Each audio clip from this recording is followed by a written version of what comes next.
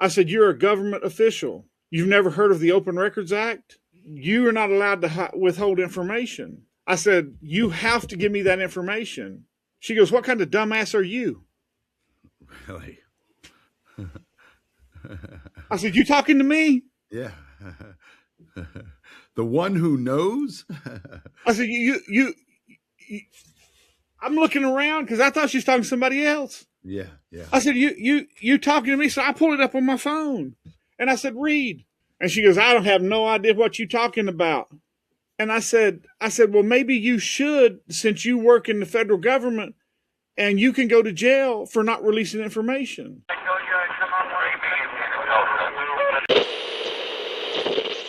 And welcome back to another episode of True Stories from a Real Private Eye. I'm your host, Vinnie Coppola. With me, as always, is Lynn Lambdin, a real private investigator right here in Atlanta, Georgia. Thank you so much for being here. We do so appreciate it. What do you got for us this week, Lynn? Well, Vinnie, how you doing this week, buddy? I'm doing okay, man. You know, once again, can't complain.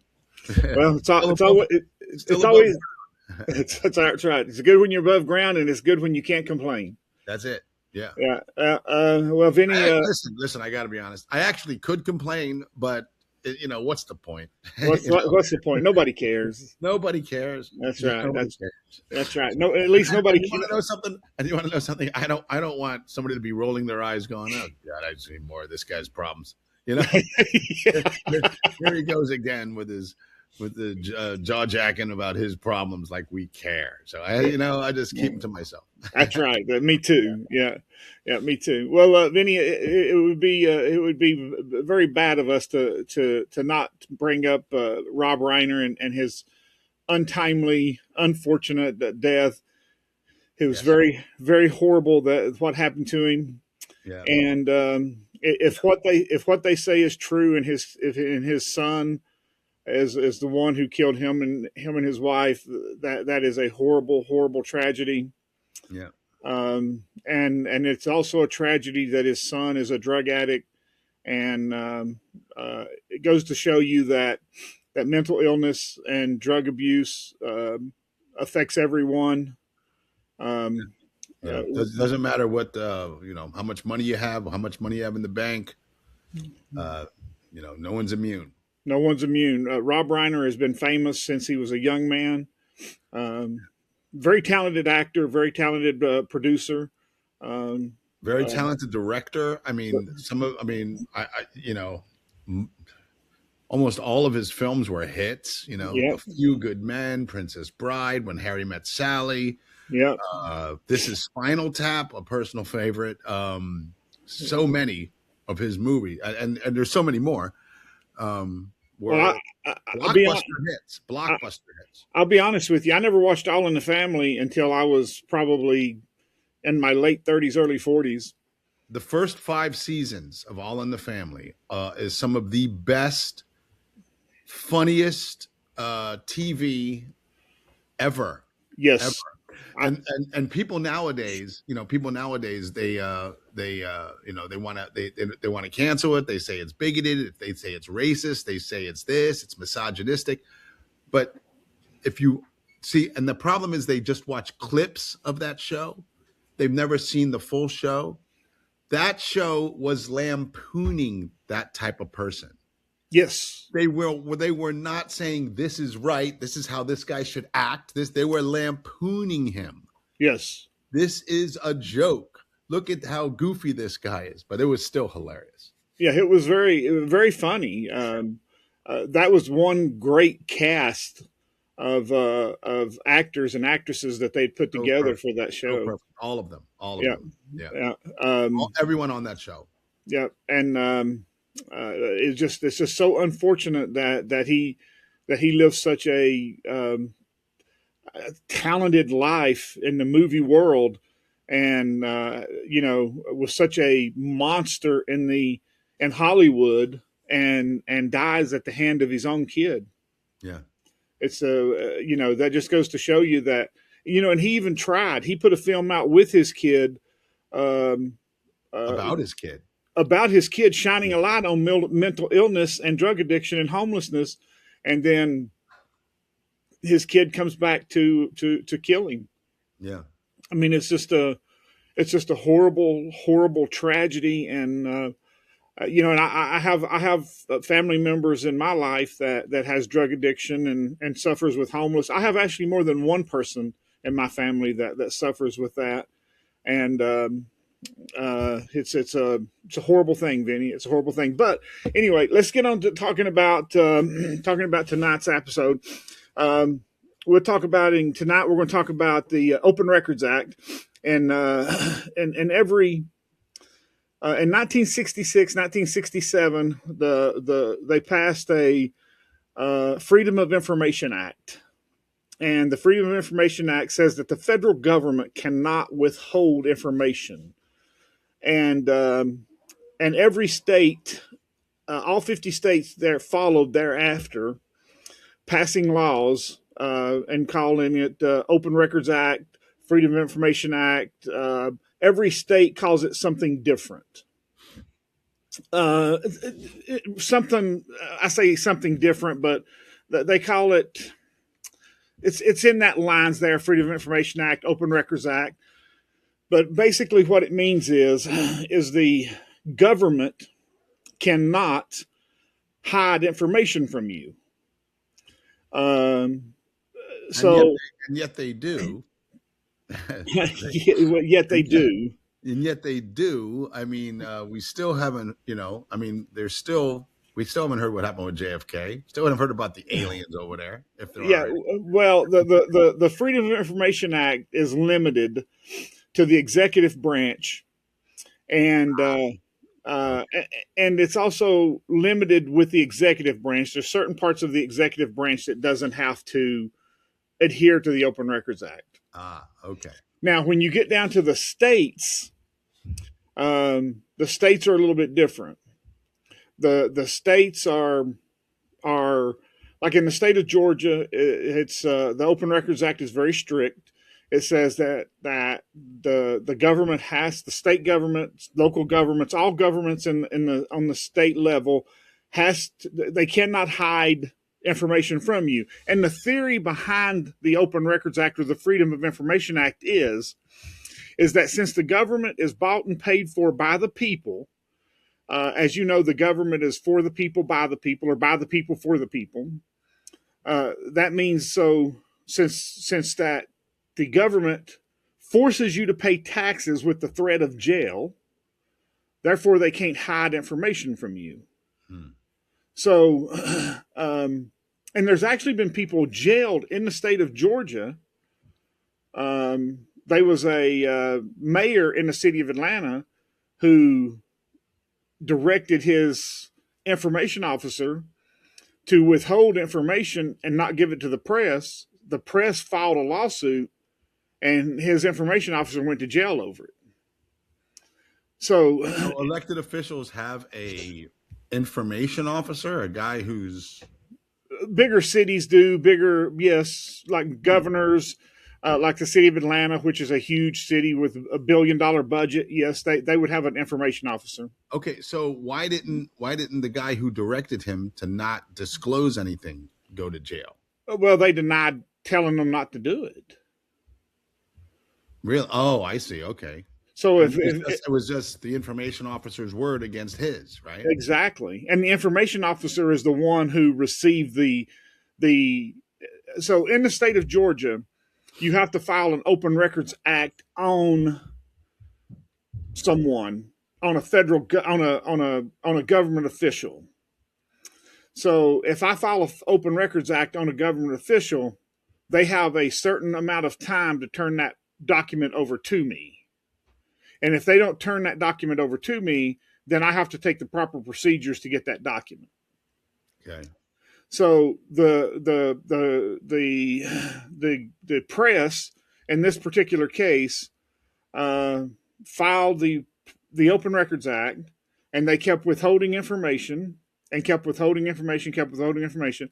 So finally, they filed a lawsuit, and so basically, regardless of who says withhold that information, don't give it, the Open Records Act was filed up on that office. And the person in charge of that office is the one who was held responsible. So no matter who says withhold it, the person responsible is the one who is held responsible. So this guy, this information officer, he had a choice. it was a her. Okay. She had a choice. Either withhold the information and go to jail Or get fired. Or disclose it and get fired. Yeah. But the mayor's term was going to end, whether it was 2 years or 4 years or 8 years, the mayor's term was going to end. She's going to lose her job anyway. Right. So what are you going to do? I'm going to disclose. I'm going to disclose. There's a law. It's a law. Yeah. It's a law. Yeah. Or as James says, it could be a law. I don't know. It could be a law. I don't know. Yeah. No. I mean, if it's a law, I'm the information officer. There's an Opens Record Act or whatever it's called in my jurisdiction. And someone needs information. Yeah, I'm going to disclose it. Despite what my superior says. Exactly. Because I'm not going to jail for you. No. Yeah. Nope. Well, now that brings me to a few funny stories. Okay. I'm out here in Palmetto, Georgia, in this little city in Palmetto, Georgia. And I asked for a police report. And they said, you can't have it. And I said, have you ever heard of the Open Records Act of 1976? Because that's when the Open Records Act of Georgia was passed in 1976. And she said, what are you talking about? And I said, what do you mean? What am I talking about? I said, you're a government official. You've never heard of the Open Records Act? And I said, you are not allowed to withhold information. I said, you have to give me that information. She goes, what kind of dumbass are you? Really?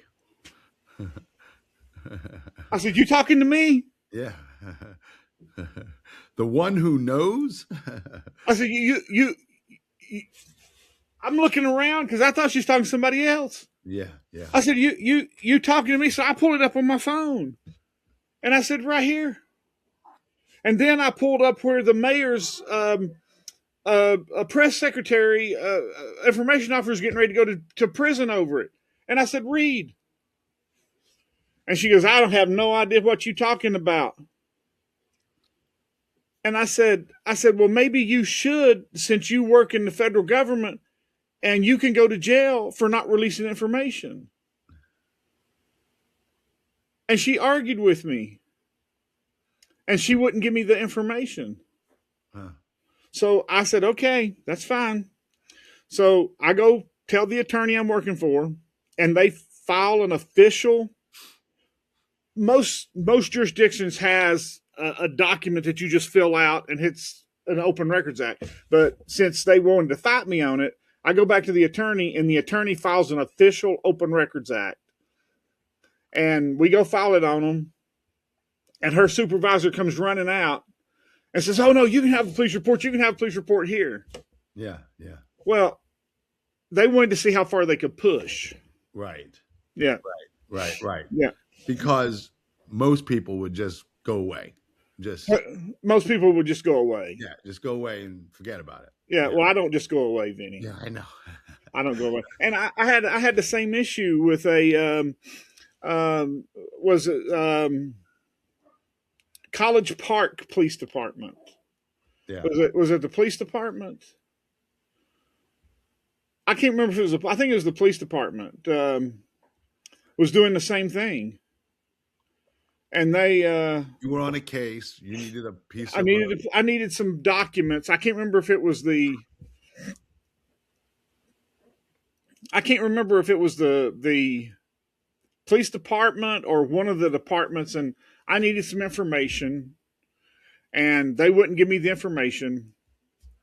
And I go back to the attorney, and I said, they won't give it to me. And the attorney, it was the police department. It was the police department. And he says, we don't have to give you that.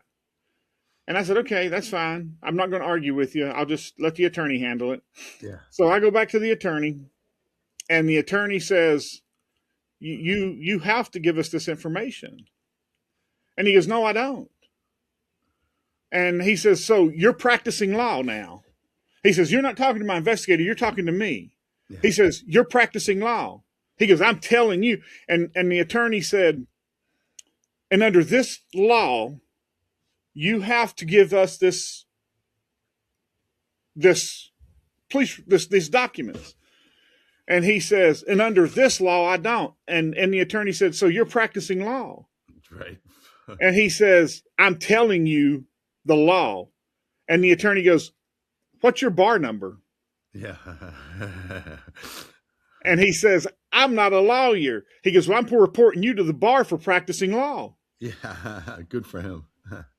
And he says, I will be filing a lawsuit in the Fulton County Superior Court today for two reasons. You for practicing law without a license and for not adhering to the Open Records Act.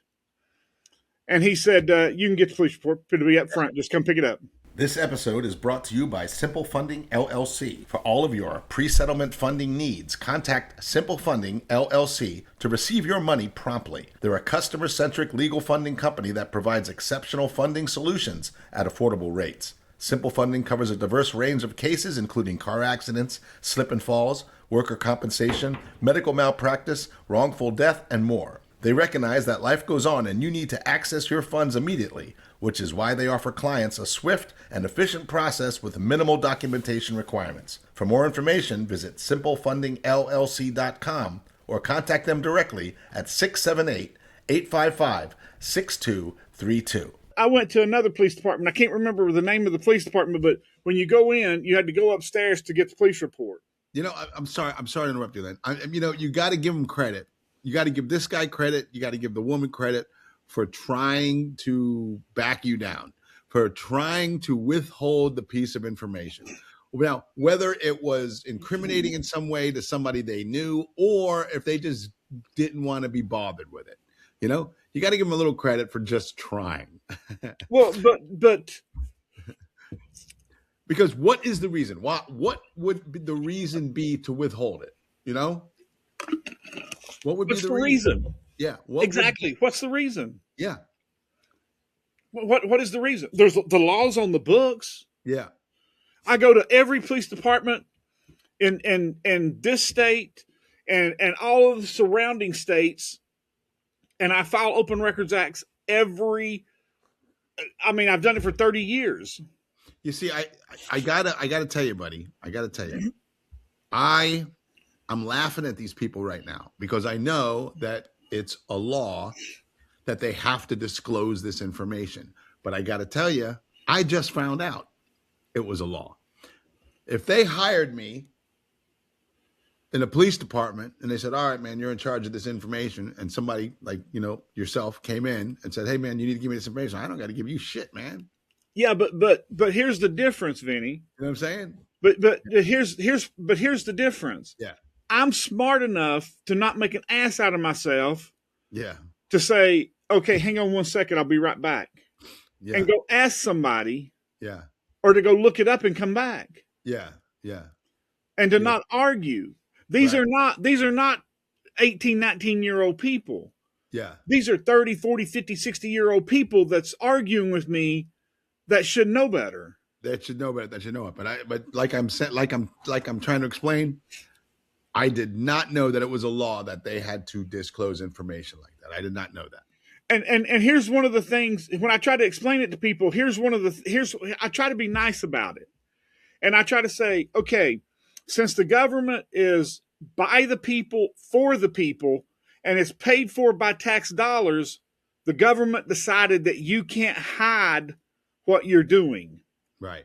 You have to disclose that information since I paid for it, or since my tax dollars are paying for it, then you can't hide it. It's a good law. Since everything that is done, the computer, the paper, the car, the pen, the uniform, everything that is involved in doing that report come through my tax dollars, then you can't hide it. Right. It's a good law. I agree with it. So if a police officer is on duty and he takes a lunch break, I get to know what time that lunch break was at because it's paid for by my tax dollars. Yeah. Now, when he's off the clock, I don't get to know what he's doing because I'm not paying for that. Right. Right.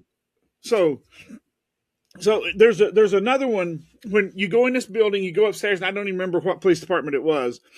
And this woman was probably in her 60s. And I asked her for a police report, and she said, "You don't get a police report. You can't have it. You're not entitled to it." So I said, "Yes, ma'am, I am." I said, and under the Open Records Act, I am entitled to the police report. And by this time, I'm carrying a copy of the Open Records Act with me because I run into these issues, so I just carry a copy with me.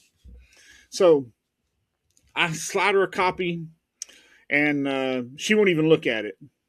You know, you've got to slide it under the little window. She won't even look at it. So she gets this attitude, and she goes and storms and stomps around, and she comes back, and it's 4 pages. And she takes 1 page at a time, and she throws it under the window so that it'll come out and go down onto the floor instead of just handing it to me. I mean, just throwing them under there. And so they come out on the floor. And she said, "That'll be $4. And I had a $5 bill, and I thought, let me go to my car. I go to my car, and I get all the pennies and dimes and nickels that I can get. Oh no, you didn't. Yes, I did. Because when I go to the, I don't spend change. Yeah. And when I would go buy something, I just put the change, and I had, you know, $25 worth of change in my car. Right. So I just go, and I come back with $4 worth of pennies and nickels. Nice. And I just dropped it in the drawer. Nice. In the little window. Yeah. Good for you. And she goes, "You can't leave until I count that." I said, "I've already counted it. Have a good day." Yeah, good for you. You already got the papers. That's right. Because she threw them out on the floor. Yeah. And I said, "I've already counted it. Have a good," and I wasn't rude about it. I smiled the whole time. I said, "I've already counted it. Have a good day." Yeah. And I just walked off. Yeah, good for you. Now let me tell you a better one. Okay. I have a family member that doesn't live in this state, that lives in another state. And this family member was having trouble. They had a tree on their property. And every time that the wind would blow, even the slightest bit, the wire was chafed, and his power would go off. And he asked the electric company to cut the tree down because the tree was in the power line right away. It wasn't actually on their property. It was and they told him no. And their house was the next to the last house in the right of way. So only 2 houses would lose power. And they said, "We're not spending the money to cut the tree down. You cut it down." So this relative called me up and said, "What should I do?" I thought about it, and I thought about it, and I said, "I don't know, call them and talk to them." He goes, "They said I have." And so they got to telling me about the electric company, about what the guy would do. He would use the electric company's car to drive his kid to school, and he would take the electric company car on vacation. I said, "You want that tree cut down?" I said, "Let me tell you how to get that tree cut down." I said, "File an Open Records Act for his company credit card." I said, "Tell him," I said, in the Open Records Act, I said, "Tell him you want all of the receipts for the company credit card since its inception, since he was elected as the chief operating officer of the company, of the electric company." Electrical, yeah. And they said, "Can you put that together for me?" I said, "Yep." Yeah. So I went on the computer and I got one for that state because it wasn't the state of Georgia. It was that state. Yeah. And I filled it out and I sent it to him. And he, in the little town that he lives in, he told his buddy, he said, "I'm getting ready to file an Open Records Act on so-and-so.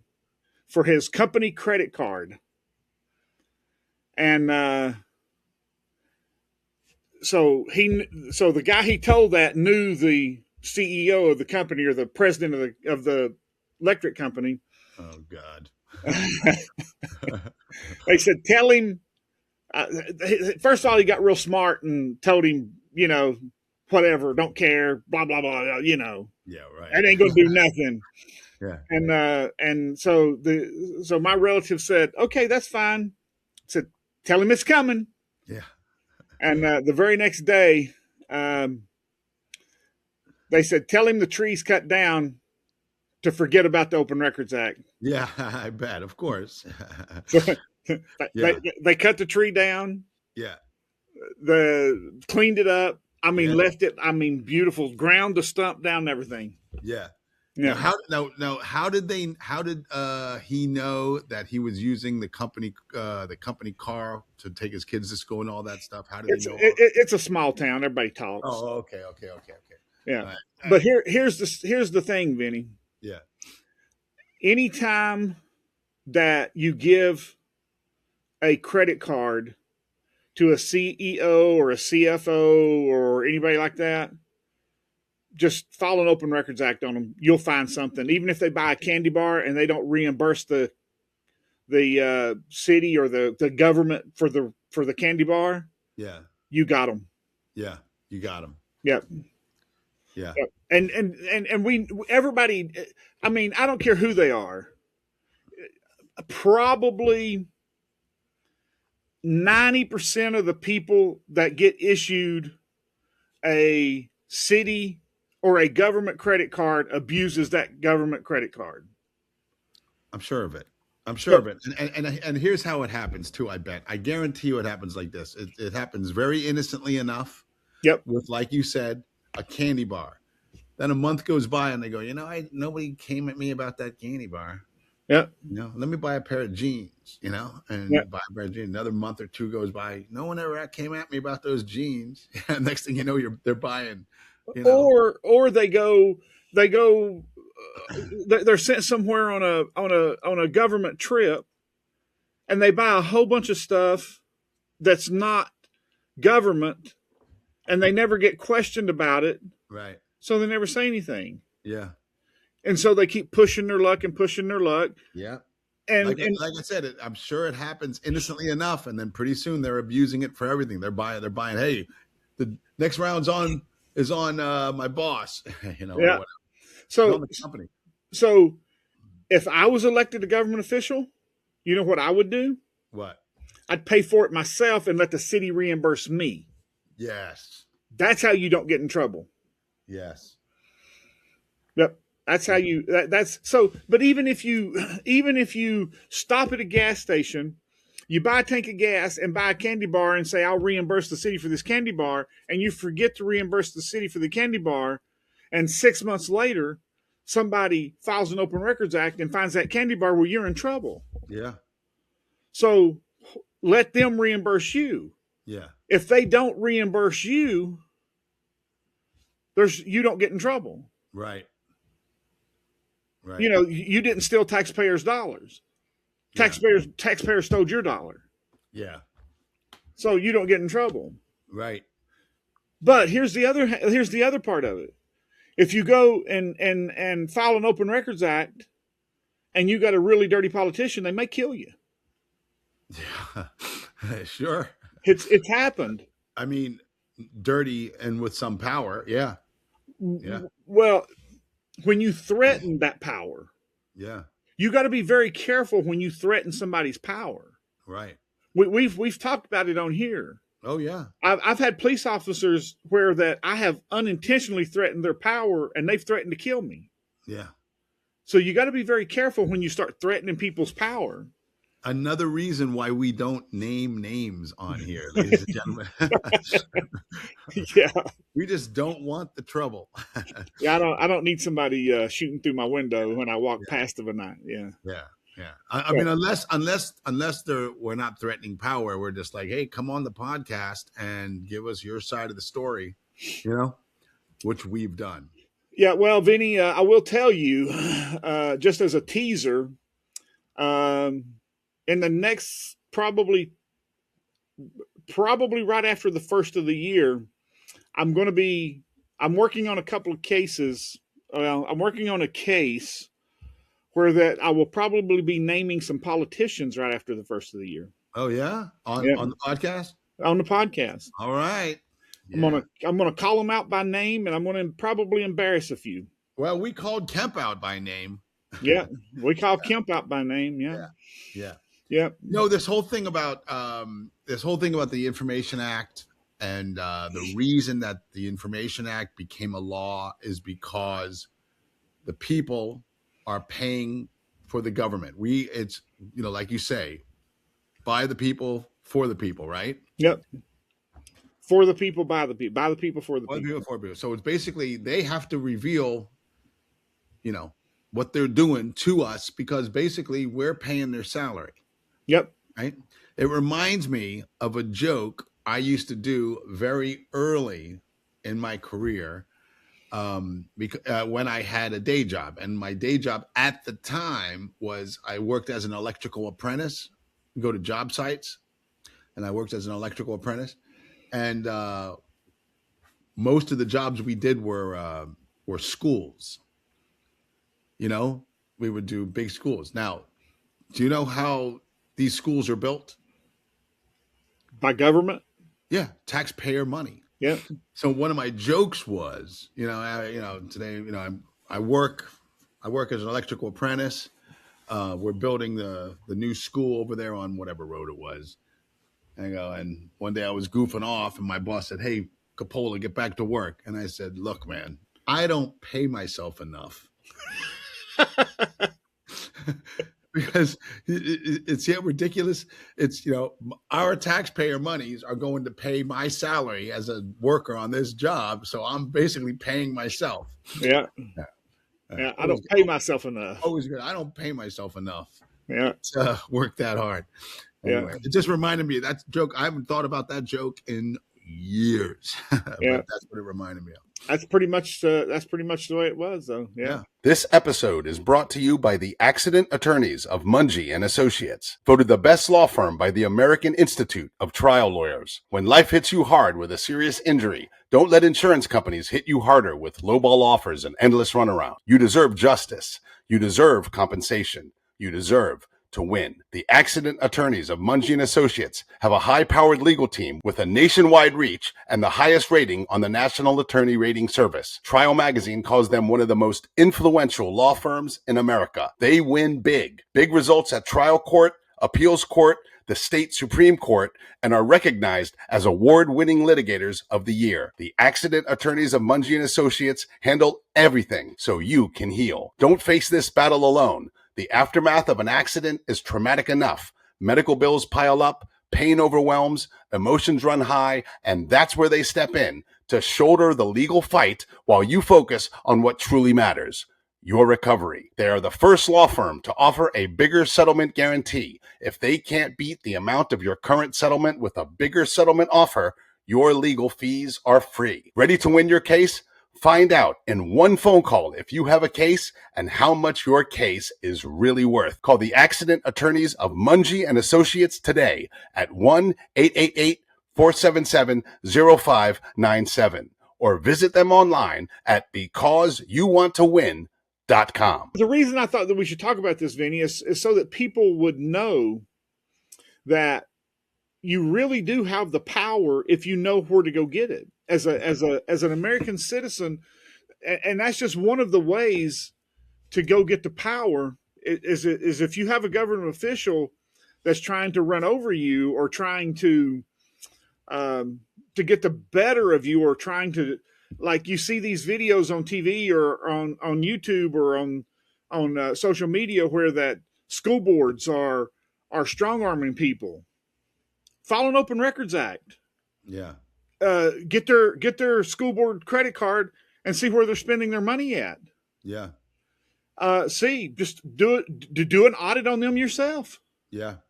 Yeah. And expose them. Yeah. It was another I mean, You know, the way well, I guess the founding fathers had nothing to do with the Open Records Act, but it's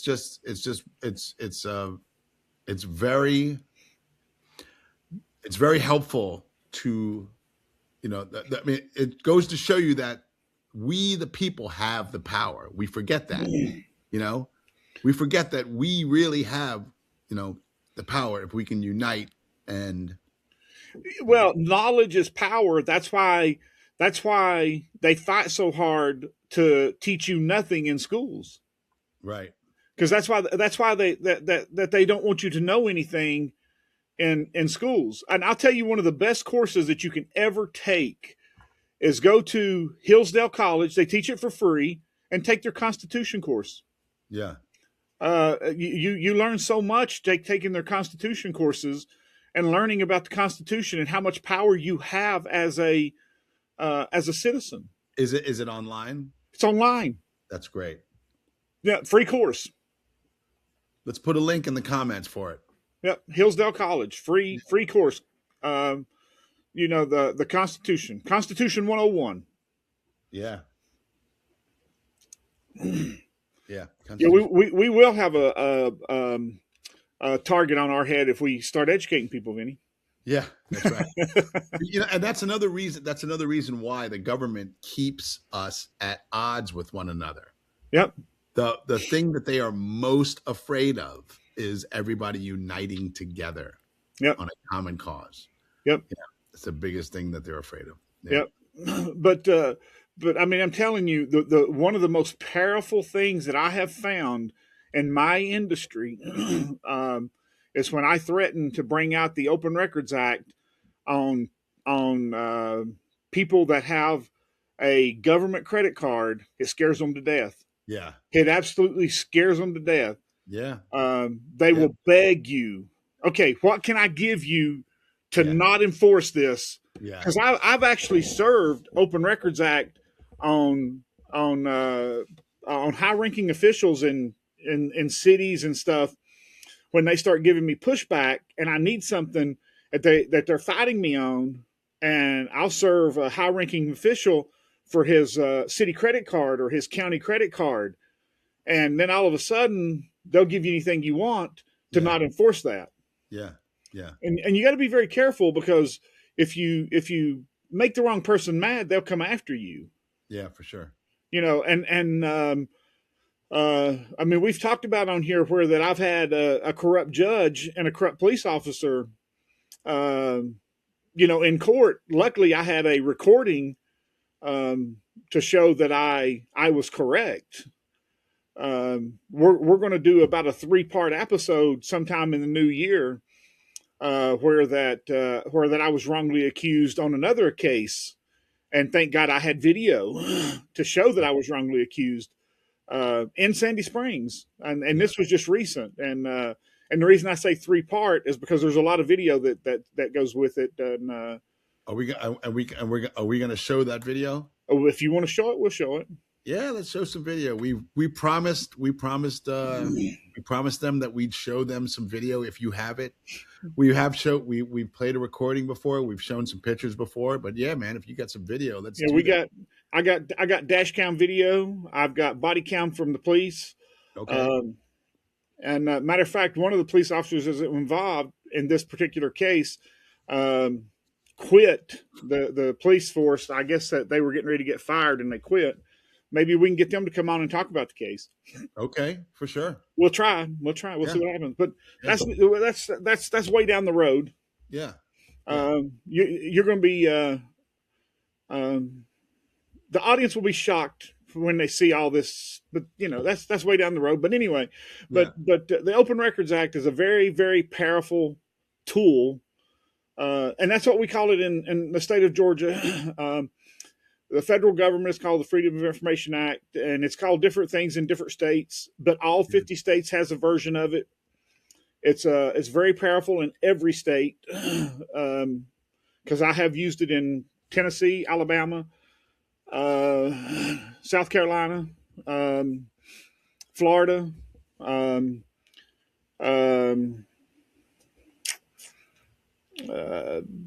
think Kentucky. So, I mean, it works. Such a simple thing, but such a powerful tool. I love Yep. it. Yep. Such a simple thing, but a powerful tool. Yep. Yeah.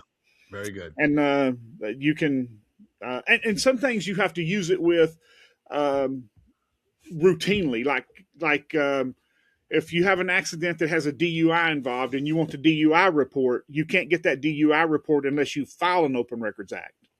Okay. So you can go get if there's an accident, you can go get the accident report at the police station. But if you want the DUI report that goes along with it, that has the toxicology report and all that, you have to file the Open Records Act. Yeah. Does it cost anything? Minimal, $15-20. Okay. All right. In some jurisdictions, all jurisdictions are different. Yeah. Some of them that won't charge anything. Some of them will charge you $15-20. If you're nice and talk to them sweet, they'll give it to you. Yeah. This just all depends on the jurisdiction, how money hungry they are. Yeah. I'll tell you something else. This is very funny. There's a jurisdiction here that you would go to get a police report, and they charge you $5, and you could pay with your debit card or your credit card. Well, I went in there one day and I asked for a police report, and they said that'll be $11, and cash. I said, well, here's my debit card. They said, we don't take debit cards. I said, well, you took it 2 weeks ago when I was in here. Yeah.